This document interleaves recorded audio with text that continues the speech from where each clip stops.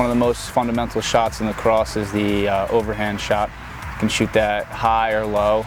It gives the goalie a tough read if you can have the ability to spray it both high and low. A couple key components to that shot is your footwork, your hand placement, and really trying to hide the ball. The first thing we like to focus on is your feet. You want to make sure you have a nice shoulder width base receiving the ball and a nice big drop step. So it's almost like a crow hop, like you're throwing a baseball from the outfield to home plate. You want to try to get your back foot behind your front foot as you're stepping, and then a nice big full step with your front leg, and to try to point your toe at the goal or at your target. And the second component is to make sure you really get a lot of core power into your shot. So when you do get that drop step, your shoulders should turn away from the goal, almost showing your back to the goalie. And then you're able to follow through and let your chest or your back shoulder follow through towards the goal as you're shooting the ball. The third component is your arms. You want to try to have your elbows up by your shoulders and back behind your hips. You want to keep those hands away from your body. You don't want to have alligator arms, and you want to be able to follow through overhand and really snap your wrist down at the goal.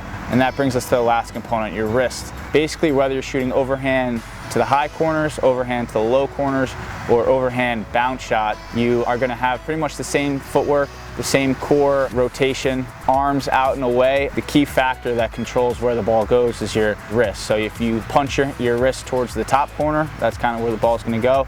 If you're aiming low or a bounce shot, you want to hold on to a little bit more with your wrist and snap the ball down. Overhand shot's pretty effective anywhere. If I'm a righty and I'm on looking at the goal, I'm to the right of the goal, dropping my hand, shooting sidearm there, it loses angle. So if I can punch that overhand to maybe the left pipe, bottom corner, harder for the goalie to save, increases my shooting percentage a little bit more.